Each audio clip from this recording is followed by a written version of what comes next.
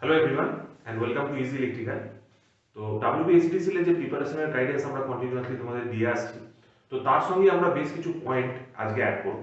তো পুরো ভিডিওটা তোমরা দেখো এবং সেখান থেকে তোমরা বেশ কিছু জিনিস জানতে পারবে এবং গোটা সিলেবাসটায় কতটা কি পড়তে হবে না হবে তার একটা সাজেশন আমি তোমাদের প্রোভাইড করব। তো how to crack this exam in just 30 days, তারই একটা ছোট্ট উপায় আমি তোমাদেরকে দেখাবো।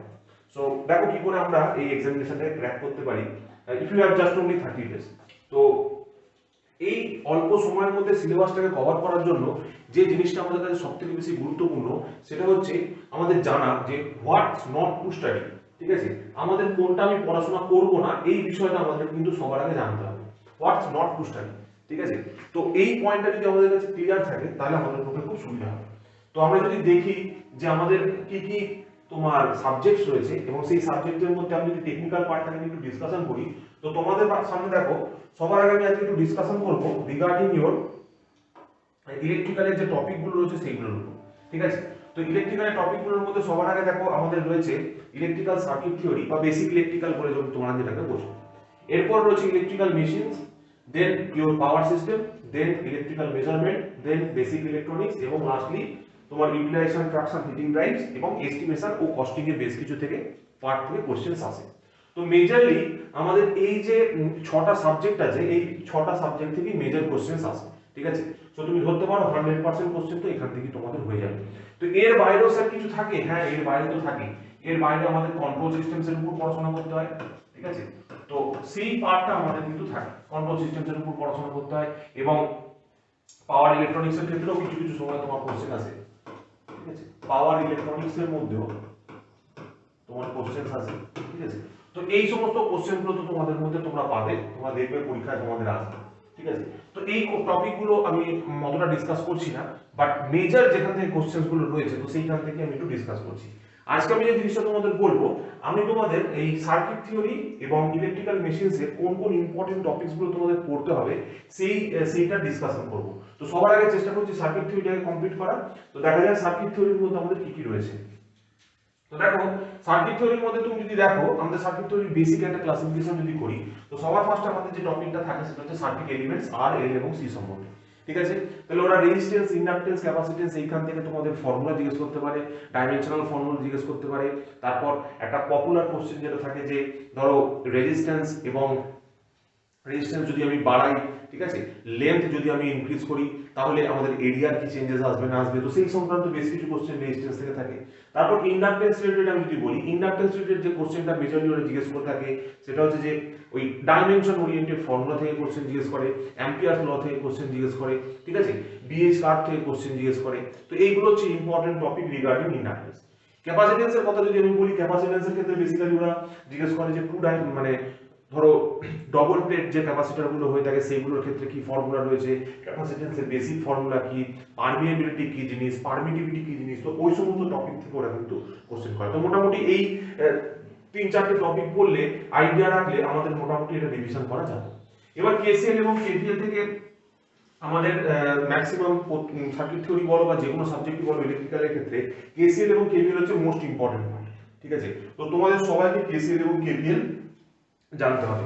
দেখবে আমার ইউটিউব চ্যানেলে অনেক ভিডিও আছে কেসিএল এবং কেভিএল এর উপর বেসিক ক্লাসের জন্য। ঠিক আছে, তো তোমরা সেই কেসিএল কেভিএল এর বেসিক ক্লাসটা ফলো করতে পারো, তো সেখান থেকে কেসিএল কেভিএল তোমাদের আইডিয়া হয়ে যাবে। এবার দেখো মেশ এবং নোডাল অ্যানালিসিস, মেশ এবং নোডাল অ্যানালিসিস থেকে অনেক কোশ্চেন করে। যেমন ধরো what is the mesh analysis, what is the nodal analysis, এই বিষয়গুলো তোমাকে বুঝতে হবে। যেমন ধরো কেসিএল এর সঙ্গে যদি আমি ওহমস লকে অ্যাড করে দিই, ঠিক আছে, তো সেই ক্ষেত্রে আমরা কি পাই, সেই ক্ষেত্রে আমরা পাই হচ্ছে নোডাল অ্যানালিসিস। ঠিক আছে, নোডাল অ্যানালিসিস। এবার যদি আমি কেভিএল এর সঙ্গে ওহমস ল অ্যাড করি তাহলে কি পাই, তাহলে আমরা পাই হচ্ছে মেশ অ্যানালিসিস। তো এই সমস্ত ছোটখাটো ব্যাপার তোমাদের জানতে হবে। এবার এই যে পয়েন্টগুলো আমি তোমার সাথে ডিসকাস করছি, এইগুলো নিয়ে ওরা কি করে, সার্কিট দেয়, সার্কিট দিয়ে ওদের প্রবলেম সলভ করতে দেয়। তো এই জিনিসগুলো তোমাদেরকে জানতে হবে রিগার্ডিং মেশ অ্যানালিসিস এবং নোডাল অ্যানালিসিস। একটা কমন ফর্মুলা যেরকম থাকে, যেমন ধরো ব্রাঞ্চ যদি বি হয়, ঠিক আছে, এবং n যদি নাম্বার অফ নোডস হয়, ঠিক আছে, l যদি নাম্বার অফ লুপস হয়, তাহলে এই b n আর l এর মধ্যে একটা সম্পর্ক আছে। ঠিক আছে। তো সেই বি এন এবং এল এর মধ্যে সম্পর্কটা কি সেটা থেকে কোশ্চেন জিজ্ঞেস করে। স্টার ডেল্টা কনভার্সন তোমরা জানো কি করে করতে হয়, সাব ডেল্টা কনভার্সন থেকে আসে। ইকুইভ্যালেন্ট রেজিস্ট্যান্স থেকে তোমাকে ডায়াগ্রাম ড্র করতে দিল, ঠিক আছে। এই ক্ষেত্রে তোমরা মনে রাখবে যে সবথেকে বেশি যে কোশ্চেনটা জিজ্ঞেস করে তোমার সেই P by Q equal to R by S যে ফর্মটা থাকে, ঠিক আছে। তো সেই ফর্ম থেকে ওরা কিন্তু কোশ্চেন জিজ্ঞেস করে। তো এই যে P by Q equal to R by S এই যে ফর্মটা, এইখান থেকে কিন্তু প্রত্যেকটা পরীক্ষায় কিন্তু কোশ্চেন থাকে। তো তোমাদের এই ফর্মটা জানতে হবে যে ওরা P by Q equal to R by S ফর্মটাকে কাজে লাগিয়ে কিভাবে ওরা আলটিমেটলি তোমার এই কি বলবো ইকুইভ্যালেন্ট রেজিস্ট্যান্সটা ক্যালকুলেট করে, ঠিক আছে। এখান থেকে তোমরা জানো যে ইকুইভ্যালেন্ট রেজিস্ট্যান্স বার করার ক্ষেত্রে এখানে যদি জিরো হয়ে যায় আই এর ভ্যালু, কারেন্টের ভ্যালু জিরো হয়ে যায়, তখন আমরা বুঝতে পারবো যে দা সার্কিট ইজ এট ব্যালেন্স, ঠিক আছে। তো ব্যালেন্স কন্ডিশনে থাকবে, তো সেখান থেকে আমরা আইডিয়া পাবো। 2 নম্বর হচ্ছে মোস্ট ইম্পর্টেন্ট হচ্ছে steady state AC analysis and resonance, ঠিক আছে। স্টেডি স্টেট এসি অ্যানালিসিসের ক্ষেত্রে আমরা বেসিক্যালি কি করে থাকি, ধরো রেজিস্টিভ সার্কিট আছে, ইন্ডাকটিভ সার্কিট আছে, ক্যাপাসিটিভ সার্কিট আছে, তাতে আমরা এসি সাপ্লাই দিই এবং এসি সাপ্লাই দিয়ে তার নেচারটা কি রয়েছে, রেস্ট আরএলসি যদি আমরা ইউজ করি, আরএলসি সিরিজ ইউজ করলে, প্যারালাল ইউজ করলে, আরএল প্যারালাল, আরএল সিরিজ, তো প্রত্যেকটা যে সার্কিট রয়েছে প্রত্যেকটা সার্কিটের যে অ্যানালিসিস, ঠিক আছে, এটা কিন্তু খুব গুরুত্বপূর্ণ এবং এখান থেকে প্রত্যেকটা পরীক্ষায় তুমি যে পরীক্ষায় যাও না কেন সেই পরীক্ষায় তোমার কোশ্চেন থাকে। এবার রেজোনেন্সের ক্ষেত্রে যেমন ওরা জিজ্ঞেস করে যে what is resonating frequency, omega not কি জিনিস, ঠিক আছে। এবার ওরা তোমাদের জিজ্ঞেস করবে যে হোয়াট ইজ ব্যান্ডউইথ কি জিনিস, তারপর তোমাদের জিজ্ঞেস করবে যে স্কিউ কোয়ালিটি ফ্যাক্টর কি জিনিস এবং এদের মধ্যে সম্পর্কটা কি, এদের মধ্যে সম্পর্কটাই বাকি রেজোনেন্স সংক্রান্ত। তো এখান থেকে ওরা জিজ্ঞেস করে। তারপর ওরা জিজ্ঞেস করে যে আপার হাফ পাওয়ার ফ্রিকোয়েন্সি কি জিনিস, লোয়ার হাফ পাওয়ার ফ্রিকোয়েন্সি কি জিনিস, তাদের ভ্যালু কত, এই ওমেগা নটের ভ্যালুটা কত আছে তোমরা জানো √1/√LC, ঠিক আছে। তো ওই যে ফর্মুলাগুলো, ওই যে ফর্মুলা থেকে যে কোশ্চেনগুলো ওরা জিজ্ঞেস করে, তো সেই পয়েন্টগুলো তোমাদের পড়লেই হবে। আমি তোমাদের ডিসকাস করে দিচ্ছি যে কোন পয়েন্টগুলো ইম্পর্টেন্ট, তোমরা সেই পয়েন্টগুলোকে কেবলমাত্র ফলো করে চলবে। এবার থিওরেমস এর দিকে যদি আমি আসি, থিওরেমস এর মধ্যে তোমাদের বেসিক্যালি 4টে থিওরেমস পড়তে হয়, ঠিক আছে। একটা হচ্ছে maximum power transfer theorem, superposition theorem, then your আরো বলো থেভেনিনস থিওরেম এবং নর্টনস থিওরেম। তো সেইখান থেকে যেমন কোশ্চেন আসে, তারপর কিছু কিছু সময় মিলম্যানস থিওরেম থেকেও কোশ্চেন আসে, ঠিক আছে, মিলম্যানস থিওরেম, ঠিক আছে। আর তোমরা ওই টেলিজেন্স থিওরেমটাকে অবশ্যই পড়ে রেখো, ঠিক আছে। মিলম্যানস থিওরেম এবং টেলিজেন্স থিওরেমটাকে অবশ্যই পড়ে রেখো, এই দুটো থিওরেম থেকে কিন্তু কোশ্চেন আসে। বাকিগুলো তোমরা মোটামুটি জানো যে কখন ম্যাক্সিমাম পাওয়ার ট্রান্সফার হয়, ম্যাক্সিমাম পাওয়ার ট্রান্সফারের ভ্যালু কত হয়, সেগুলো তোমরা জানো।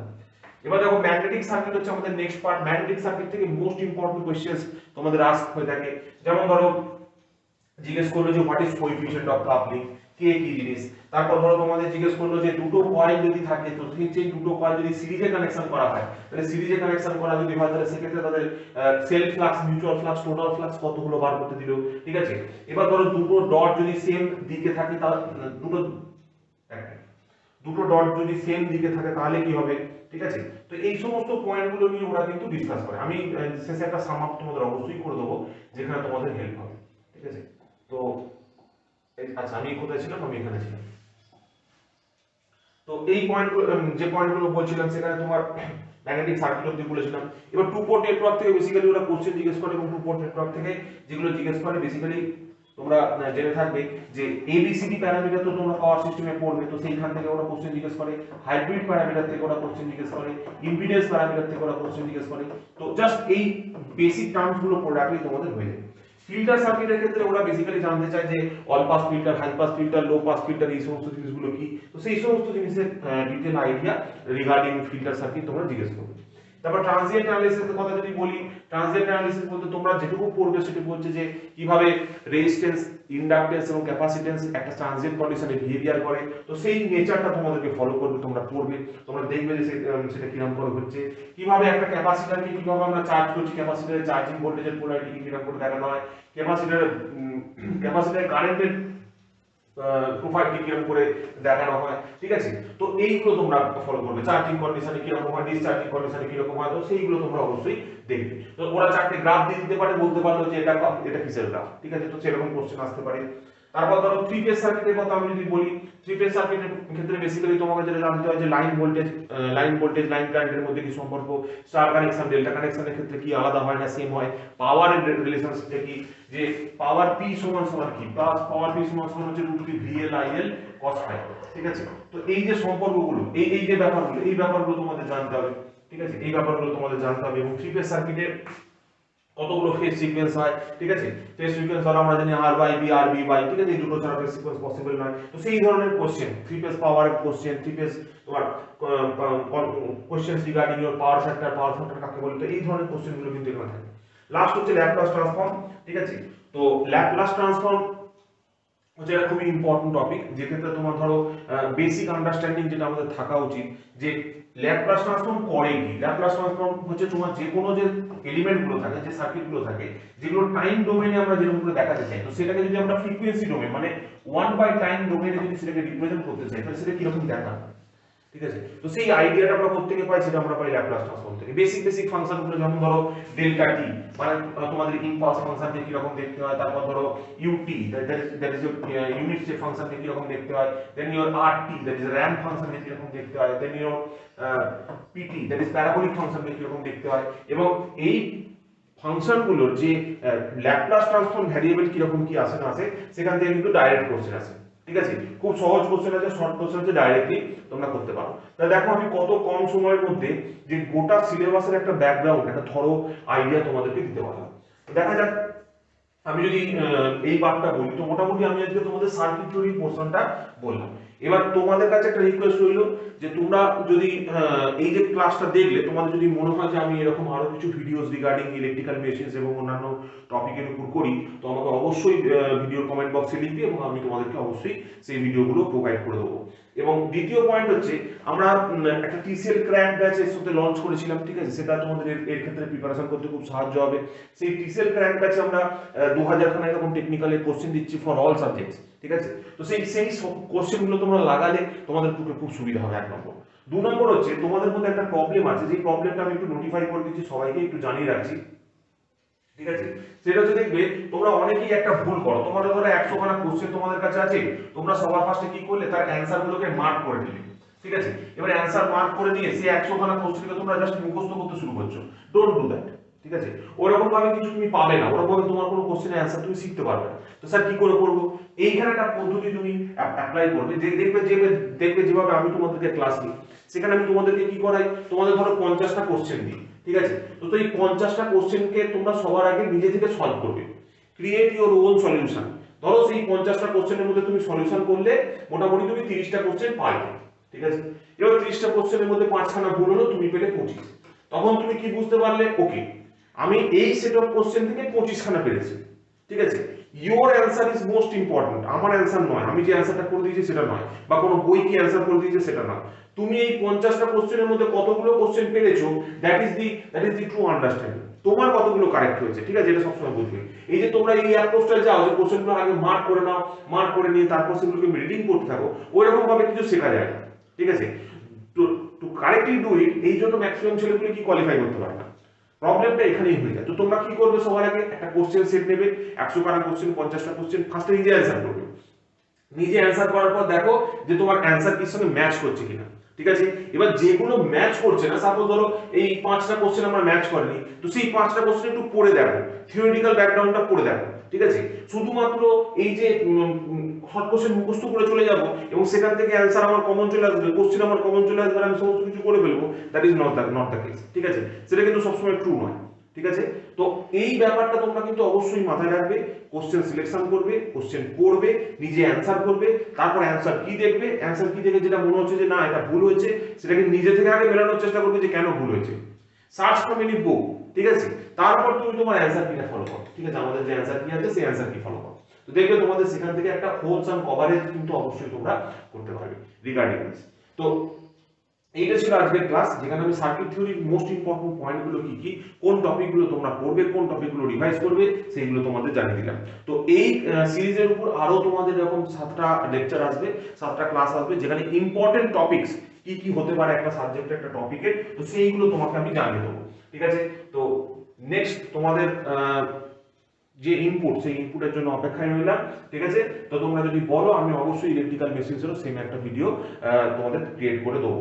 তার জন্য কি করবে, এই ভিডিওর কমেন্ট বক্সে অবশ্যই লিখবে যে স্যার এই ইলেকট্রিক্যাল মেশিনসের উপর আপনার লেকচার যেটা আপনি যেটা সাজেশন দিচ্ছেন সেটা অবশ্যই করে দিন, তো আমি তোমাদের করে দেবো। এবং এখানে যেরকম ভাবে তোমাদেরকে বললাম কি কি পয়েন্ট পড়ার আছে, তো তোমরা সেগুলো অবশ্যই পড়ে রাখবে, ঠিক আছে।